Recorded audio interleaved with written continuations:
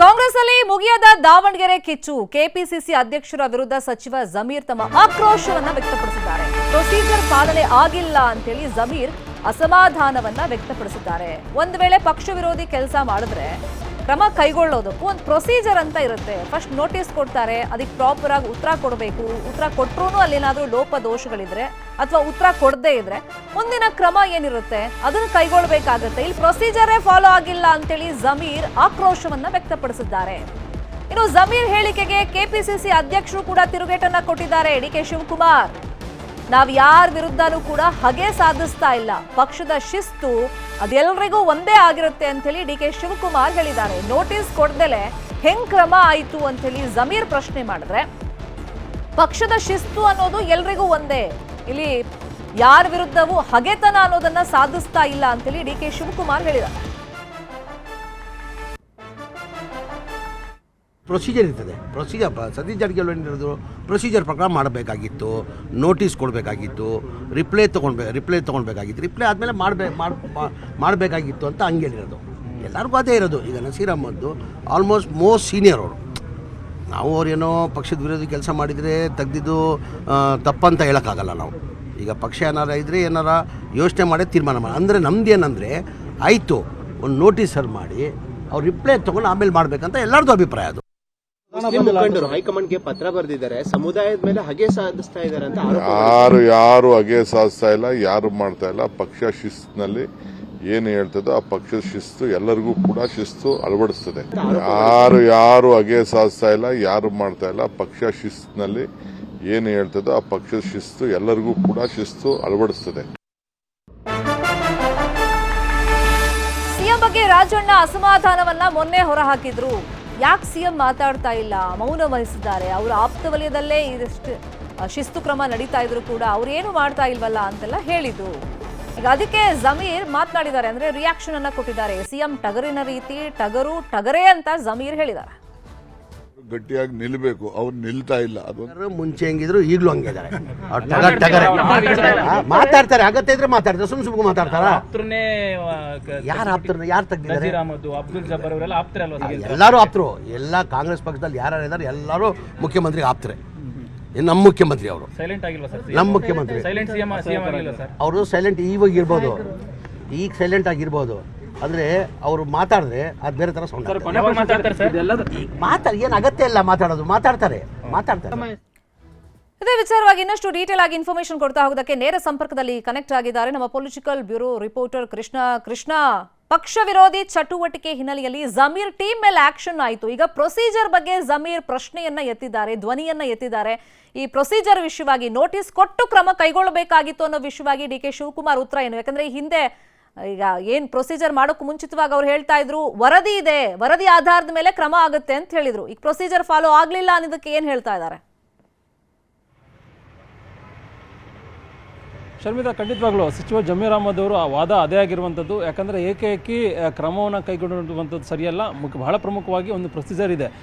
ಏನೇ ಪಕ್ಷ ವಿರೋಧಿ ಮತ್ತು ಚಟುವಟಿಕೆ ಆಗುವಂಥದ್ದು ಮತ್ತು ತಪ್ಪು ಮಾಡಿದ್ರು ಕೂಡ ಒಂದು ಮೊದಲು ನೋಟಿಸನ್ನು ಕೊಡಬೇಕಾಗುತ್ತೆ. 15 ದಿನಗಳ ಕಾಲಾವಕಾಶವನ್ನು ಕೂಡ ಕೊಡಬೇಕಾಗುತ್ತೆ. ಅದಾದ ನಂತರವಾಗಿ ಅವರಿಂದ ಉತ್ತರವನ್ನು ಪಡೆದುಕೊಂಡು ಅಂತಿಮವಾಗಿ ಹೈಕಮಾಂಡ್ ಪರ್ಮಿಷನ್ ತೆಗೆದುಕೊಂಡು ಅಂತಿಮವಾಗಿ ಅವರಿಗೆ ವಿರುದ್ಧವಾಗಿ ಕ್ರಮ ಅಥವಾ ಉಚ್ಚಾಟನೆ ಅಮಾನತ ನಿರ್ಣಯವನ್ನು ತೆಗೆದುಕೊಳ್ಬೇಕು. ಆದ್ರಿಂದ ಏಕೈಕಿ ಈ ರೀತಿಯಾಗಿ ನಿರ್ಧಾರ ಕೈಗೊಂಡಿರುವಂಥದ್ದು ಸರಿಯಲ್ಲ ಅನ್ನೋ ಮಾತನ್ನು ಸಚಿವ ಜಮೀರ್ ಅಹ್ಮದ್ ಅವರು ಕೂಡ ಹೇಳುವಂಥದ್ದು. ಜಮೀರ್ ಅಹ್ಮದ್ ಅವರು ಹೇಳಿಕೆ ಒಂದೇ ಅಲ್ಲ ಶರ್ಮಿತಾ, ಬಹಳ ಪ್ರಮುಖವಾಗಿ ರಾಜ್ಯ ಕಾಂಗ್ರೆಸ್ನಲ್ಲಿ ಬಹುತೇಕ ನಾಯಕರ ಒಂದು ವಾದ ಕೂಡ ಇದೇ ಆಗಿರುವಂಥದ್ದು. ಮೊನ್ನೆ ನಡೆದಂಥ ಸಚಿವ ಸಂಪುಟ ಸಭೆಯಲ್ಲಿ ಕೂಡ ಇದೇ ಒಂದು ಪ್ರಸ್ತಾಪವನ್ನು ಮಾಡಿರುವಂಥದ್ದು. ಯಾಕಂದರೆ ಇಡೀ ಕಾಂಗ್ರೆಸ್ ಪಕ್ಷದಲ್ಲಿ, ಇಡೀ ರಾಜ್ಯದಲ್ಲಿ, ಇಡೀ ಕಾಂಗ್ರೆಸ್ಗೆ ಒಂದು ರೀತಿ ಗಟ್ಟಿಯಾಗಿ ನಿಂತಿರುವಂಥದ್ದು ಅಲ್ಪಸಂಖ್ಯಾತ ಸಮುದಾಯ. ಈಗಾಗಲೇ ಎಲ್ಲೊಂದು ಕಡೆ ದಾವಣಗೆರೆ ದಕ್ಷಿಣ ವಿಧಾನಸಭಾ ಕ್ಷೇತ್ರದ ಪಕ್ಷ ವಿರೋಧಿ ಚಟುವಟಿಕೆ ಆಧಾರದ ಮೇಲೆ ಇಬ್ಬರು ನಾಯಕರ ವಿರುದ್ಧವಾಗಿ ಏಕೈಕಿ ಕ್ರಮವನ್ನು ಕೈಗೊಂಡಿರುವಂಥದ್ದು. ಒಂದು ಅಬ್ದುಲ್ ಜಬ್ಬಾರ್, ಮತ್ತೊಂದು ಕಡೆ ನಜೀರ್ ಅಹಮದ್ ಅವರ ವಿರುದ್ಧವಾಗಿ. ಅದ್ರ ಜೊತೆಗೆ ನಜೀರ್ ಅಹಮದ್ ಅವರು ಬಹಳ ಹಿರಿಯ ರಾಜಕಾರಣಿ. ಅದ್ರ ಜೊತೆಗೆ ಈಗಾಗಲೇ ಜಮೀರ್ ಅಹಮದ್ ವಿರುದ್ಧ ಕೂಡ ಕ್ರಮ ಆಗುತ್ತೆ ಅನ್ನೋ ಚರ್ಚೆ ನಡುವೆ ಈಗ ಮುಖ್ಯಮಂತ್ರಿಗಳು ಅವರ ಪರವಾಗಿ ದೊಡ್ಡ ಮಟ್ಟಕ್ಕೆ ಬೆನ್ನಿಗೆ ನಿಂತಿರತಕ್ಕಂಥ ಸಂದರ್ಭದಲ್ಲಿ ಜಮೀರ್ ಅಹಮದ್ ಅವರ ವಿರುದ್ಧವಾಗಿ ಕ್ರಮವನ್ನು ಕೈಗೊಂಡಿಲ್ಲ ಸದ್ಯಕ್ಕೆ ಕಾಂಗ್ರೆಸ್ ನಾಯಕರು.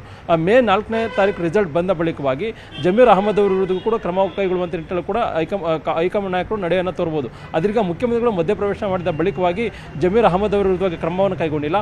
ಆದ್ರೀಗ ಜಟಾಪಟಿಗೆ ಕಾರಣವಾಗಿರುವಂಥದ್ದು ಏಕೈಕೆ ನಿರ್ಧಾರವನ್ನು ಅಂದರೆ ಕ್ರಮವನ್ನು ಕೈಗೊಂಡಿರುವಂಥದ್ದು ಎಷ್ಟು ಮಟ್ಟಿಗೆ ಸರಿ ಅನ್ನುವಂಥದ್ದು. ಮತ್ತೊಂದು ಕಡೆ ಜಮೀರ್ ಅಹಮದ್ ಅವರು ಕೂಡ ಕೂಡ ಸಮರ್ಥನೆಯನ್ನು ಮಾಡ್ಕೊಳ್ತಾ ಇದ್ದಾರೆ. ಯಾವುದೇ ಕಾರಣಕ್ಕೂ ಕೂಡ ನಾನು ಪಕ್ಷ ವಿರೋಧಿ ಚಟುವಟಿಕೆಯನ್ನು ಮಾಡಿಲ್ಲ, ಆದರೆ ಪಕ್ಷ ವಿರೋಧಿ ಚಟುವಟಿಕೆ ಮಾಡ್ತಾ ಇರೋ ಮಾತನ್ನು ಹೇಳ್ತಾ ಇದ್ದಾರೆ. ಅದಕ್ಕೆ ಸೂಕ್ತವಾದಂಥ ದಾಖಲೆಗಳನ್ನು ಕೊಡಲಿ ಮತ್ತು ನನ್ನ ಹೆಸರು ಕೂಡ ಹೇಳಿ ಅನ್ನೊಂದು ಸವಾಲನ್ನು ಕೂಡ ಈಗಾಗಲೇ ಹಾಕಿರುವಂಥದ್ದು. ಒಂದು ಕಡೆಗೆ ಮುಸ್ಲಿಂ ಧರ್ಮಗುರುಗಳು ಕೂಡ ಈಗಾಗಲೇ ರಾಹುಲ್ ಗಾಂಧಿ ಅವರಿಗೆ ಪತ್ರವನ್ನು ಕೂಡ ಬರೆದಿರುವಂಥದ್ದು. ಯಾಕಂದರೆ ಇಡೀ ಅಲ್ಪಸಂಖ್ಯಾತ ಸಮುದಾಯ ಕಾಂಗ್ರೆಸ್ ಪರವಾಗಿದೆ. ಇಂಥ ಸಂದರ್ಭದಲ್ಲಿ ಒಂದು ರೀತಿ ಪಕ್ಷ ವಿರೋಧಿ ಚಟುವಟಿಕೆ ಅನ್ನೊಂದು ವಿಚಾರವನ್ನು ಇಟ್ಕೊಂಡು ಏಕಾಏಕಿ ನಾಯಕರ ವಿರುದ್ಧವಾಗಿ ಕ್ರಮ ಕೈಗೊಂಡಿರುವಂಥದ್ದು ಎಷ್ಟು ಮಟ್ಟಿಗೆ ಸರಿ ಅನ್ನೋ ಮಾತನ್ನು ಪ್ರಸ್ತಾಪವನ್ನು ಮಾಡೋದ್ರ ಮುಖಾಂತರವಾಗಿ ರಾಹುಲ್ ಗಾಂಧಿ ಅವರಿಗೂ ಕೂಡ ಪತ್ರವನ್ನು ಕೂಡ ಬರೆದಿದ್ದಾರೆ. ಆ ಒಂದು ಪತ್ರವನ್ನು ಆಧರಿಸಿ ಇದೀಗ ಜಮೀರ್ ಅಹಮದ್ ಅವರು ಈ ಒಂದು ಹೇಳಿಕೆಯನ್ನು ಕೊಟ್ಟಿರುವಂಥದ್ದು. ಒಂದು ಕಡೆ ಡಿ ಕೆ ಶಿವಕುಮಾರ್ ಕೂಡ ಕ್ರಮದ ಬಗ್ಗೆ ಸಮರ್ಥನೆಯನ್ನು ಮಾಡ್ಕೊಂಡಿದ್ದಾರೆ. ಯಾಕಂದರೆ ಪಕ್ಷ ವಿರೋಧಿ ಚಟುವಟಿಕೆ ಅಂತ ಎಲ್ಲ ವರದಿಯನ್ನು ತೆಗೆದುಕೊಂಡೇ ನಾವು ಅಂತಿಮವಾಗಿ ಹೈಕಮಾಂಡ್ ನಾಯಕರು ಸೂಚನೆ ಮೇರೆಗೆ ಈಗ ಕ್ರಮವನ್ನು ಕೈಗೊಂಡಿರುವಂಥ ಒಂದು ಹೇಳಿಕೆಯನ್ನು ಕೂಡ ಕೊಟ್ಟಿದ್ದಾರೆ. ಹೀಗಾಗಿ ಡಿ ಕೆ ಶಿವಕುಮಾರ್ ಮತ್ತೊಂದು ಕಡೆ ಜಮೀರ್ ಅಹಮದ್ ಅವರ ನಡುವೆ ಈಗ ಒಂದು ರೀತಿ ಕ್ರಮದ ಒಂದು ಜಟಾಪಟಿ ಕೂಡ ನಡೀತಾ ಇರುವಂಥದ್ದು. ಅಂತಿಮವಾಗಿ ಕಾಂಗ್ರೆಸ್ ಹೈಕಮಾಂಡ್ ನಾಯಕರು ಯಾವ ರೀತಿಯಾದಂಥ ನಿಲುವನ್ನು ತೆಗೆದುಕೊಳ್ತಾರೆ ಅನ್ನೋದು ಈಗಿರ್ತಕ್ಕಂಥ ಪ್ರಶ್ನೆ. ಅದೇನಿದ್ರು ಕೂಡ ಜಮೀರ್ ಅಹಮದ್ ಅವರು ಕೂಡ ಈಗ ಪ್ರಶ್ನೆಯನ್ನು ಮಾಡ್ತಿರುವಂಥದ್ದು ನಜೀರ್ ಮತ್ತೆ ಅಬ್ದುಲ್ ಜಬ್ಬಾರ್ ವಿರುದ್ಧವಾಗಿ ಜಮೀರ್ ಅಹಮದ್ ಅವ್ರು ಕೇಳ್ತಿರೋದು ಪ್ರೊಸೀಜರ್ ಫಾಲೋ ಆಗಿಲ್ಲ, ನೋಟಿಸ್ ಕೊಡ್ದಲೇ ಹಿಂಗೆ ಏಕಾಏಕಿ ಕ್ರಮ ಯಾಕೆ ಅಂತ. ಈ ಬೆನ್ನಲ್ಲೇ ಈಗ ಸಿಎಂ ಆಪ್ತ ವಲಯವನ್ನ ಟಾರ್ಗೆಟ್ ಮಾಡಲಾಗ್ತಿದೆ. ಡಿ ಕೆ ಶಿವಕುಮಾರ್ ಟಾರ್ಗೆಟ್ ಮಾಡ್ತಿದ್ದಾರೆ ಅನ್ನೋ ಆರೋಪಕ್ಕೆ ತಕ್ಕಂತೆ ಒಂದಿಷ್ಟು ಪೂರಕ ಬೆಳವಣಿಗೆಗಳು ಆಗ್ತಾ ಇತ್ತು. ರಾಜಣ್ಣ ಅವರು ಯಾಕೆ ಸಿಎಂ ಮೌನ ವಹಿಸಿದ್ದಾರೆ, ಯಾಕೆ ಗಟ್ಟಿ ದನಿ ಇವಾಗ ವ್ಯಕ್ತಪಡಿಸ್ತಿಲ್ಲ ಅಂತೆಲ್ಲ ಒಂದಿಷ್ಟು ಮಾತುಗಳನ್ನು ಹೇಳಿದ್ರು. ಈಗ ಜಮೀರ್ ನನ್ನ ಬೆಂಬಲಕ್ಕೆ ಸಿಎಂ ಇದ್ದಾರೆ ಅನ್ನೋ ರೀತಿಯಲ್ಲಿ ಹೇಳ್ತಾ ಇದ್ದಾರಾ? ಖಂಡಿತವಾಗ್ಲೂ ಶರ್ಮಿತಾ, ಯಾಕಂದರೆ ಜಮೀರ್ ಅಹಮದ್ ಅವರ ಹೇಳಿಕೆಯಿಂದ ಸ್ಪಷ್ಟವಾಗಿ ಗೊತ್ತಾಗುತ್ತೆ ಮುಖ್ಯಮಂತ್ರಿಗಳು ಅವರು ಬೆನ್ನಿಗೆ ನಿಂತಿದ್ದಾರೆ ಅನ್ನೋದು. ಮುಖ್ಯವಾಗಿ ಅಬ್ದುಲ್ ಜಬ್ಬಾರ್ ಆಗಿರ್ಬೋದು ಮತ್ತು ನಜೀರ್ ಅಹಮದ್ ವಿರುದ್ಧವಾಗಿ ಕ್ರಮ ಅಂತ ಬಂದ ಸಂದರ್ಭದಲ್ಲಿ ಕೂಡಲೇ ಕ್ರಮ ಆಗಿತ್ತು ಕಾಂಗ್ರೆಸ್ ನಾಯಕರಿಂದ. ಈಗ ಜಮೀರ್ ಅಹಮದ್ ಅವರ ವಿರುದ್ಧವಾಗಿ ಕೂಡ ಕ್ರಮ ಅನ್ನುವಂಥ ಚರ್ಚೆ ನಡೀತಾ ಇದೆ. ಆದರೆ ಸಿಎಂ ಸಿದ್ದರಾಮಯ್ಯ ಅವ್ರ ಪರವಾಗಿ ಬಲವಾಗಿ ನಿಂತಿದ್ದಾರೆ. ಒಂದು ಕಡೆ ಕೆ ಎನ್ ರಾಜಣ್ಣವರು ಕೂಡ ಒಂದು ರೀತಿ ಅಸಹಾಯಕರವಾದಂಥ ಹೇಳಿಕೆಯನ್ನು ಕೊಟ್ಟಿದ್ದರು. ಮುಖ್ಯಮಂತ್ರಿಗಳು ತಮ್ಮ ಆಪ್ತರನ್ನು ರಕ್ಷಣೆ ಮಾಡಿಕೊಳ್ಳುವಂಥ ನಿಟ್ಟಿನಲ್ಲಿ ವಿಫಲರಾಗಿದ್ದಾರೆ ಅನ್ನುವಂಥದ್ದು. ಮತ್ತೊಂದು ಕಡೆ ಜಮೀರ್ ಅಹಮದ್ ಅವರು ಕೂಡ ಅವರನ್ನ ಭೇಟಿ ಮಾಡಿದ ಸಂದರ್ಭದಲ್ಲಿ ಎಲ್ಲರೂ ಕೂಡ ವಿವರವನ್ನು ಕೂಡ ಕೊಟ್ಟಿದ್ದಾರೆ. ಮತ್ತೊಂದು ಕಡೆ ಅವ್ರ ವಿರುದ್ಧವಾಗಿ ಕ್ರಮ ಅಂತ ಬಂದಂಥ ಸಂದರ್ಭದಲ್ಲಿ ಕೂಡ ಮುಖ್ಯಮಂತ್ರಿಗಳು ಪರಿಣಾಮಕಾರಿಯಾಗಿ ಜಮೀರ್ ಅಹಮದ್ ಅವರ ಪರವಾಗಿ ನಿಂತ್ಕೊಂಡಂಥ ಸಂದರ್ಭದಲ್ಲಿ ಒಂದು ರೀತಿ ಜಮೀರ್ ಅಹಮದ್ ಅವರು ಒಂದು ರೀತಿ ಆತ್ಮವಿಶ್ವಾಸದಲ್ಲಿದ್ದಾರೆ. ಯಾವುದೇ ಕಾರಣಕ್ಕೂ ಕೂಡ ನಾನು ಪಕ್ಷ ವಿರೋಧಿ ಚಟುವಟಿಕೆಯನ್ನು ಮಾಡಿಲ್ಲ, ಆದರೆ ಆಪ್ತರನ್ನ ಎಲ್ಲ ಒಂದು ಕಡೆ ಡಿ ಕೆ ಶಿವಕುಮಾರ್ ಮತ್ತೊಂದು ಕಡೆ ಬೇರೆ ಬೇರೆ ನಾಯಕರು ಟಾರ್ಗೆಟ್ ಮಾಡಿದಂಥ ಸಂದರ್ಭದಲ್ಲಿ ಕೂಡ ಒಂದು ರೀತಿ ಕೂಲಂಕಷವಾಗಿ ಚರ್ಚೆ ಮಾಡಿ ನೋಟಿಸನ್ನು ಕೊಟ್ಟು ಆನಂತರವಾಗಿ ಕ್ರಮವನ್ನು ಕೈಗೊಳ್ಳಬೇಕಾಗಿತ್ತು ಅನ್ನೊಂದು ಮಾತನ್ನ ಜಮೀರ್ ಅಹಮದ್ ಅವರು ಕೂಡ ಹೇಳಿಕೆಯನ್ನು ಕೊಟ್ಟಿದ್ದಾರೆ. ಮುಖ್ಯವಾಗಿ ಜಮೀರ್ ಅಹಮದ್ ಅವರ ಹೇಳಿಕೆ ಒಂದೇ ಅಲ್ಲ, ಈ ಹಿಂದೆ ಕ್ಯಾಬಿನೆಟ್ ನಡೆದ ಸಭೆಯಲ್ಲೂ ಕೂಡ ಇದೇ ಒಂದು ವಿಚಾರವನ್ನು ಸಚಿವರು ಕೂಡ ಪ್ರಸ್ತಾಪನ ಮಾಡಿದರು. ಹೀಗಾಗಿ ಎಲ್ಲ ಒಂದು ಕಡೆ ಡಿ ಕೆ ಶಿವಕುಮಾರ್ ಎಲ್ಲೋ ಒಂದು ಕಡೆ ಟಾರ್ಗೆಟ್ ಅನ್ನ ಮಾಡಿದ್ದಾರೆ ಅನ್ನೋ ಒಂದು ವಿಚಾರ ಬಂದಂತ ಸಂದರ್ಭದಲ್ಲಿ ಈಗ ಜಮೀರ್ ಅಹಮದ್ ಅವರು ಈಗ ಈ ರೀತಿಯಾದಂತಹ ಒಂದು ವರಸೆಯನ್ನ ಚೇಂಜ್ ಮಾಡಿರುವಂತದ್ದು. ನೋಡಬೇಕಾಗುತ್ತೆ ಈ ಒಂದು ಜಟಾಪಟಿ ಬರುವಂತ ದಿನಗಳಲ್ಲಿ ಕಾಂಗ್ರೆಸ್ ನಾಯಕರು ಹೈಕಮಾಂಡ್ ನಾಯಕರು ಯಾವ ರೀತಿ ನಡೆಯನ್ನ ತೋರ್ತಾರೆ ಅನ್ನುವಂಥದ್ದು. ಶರ್ಮಿತಾ, ಫಾಲೋ ಮಾಡೋಣ.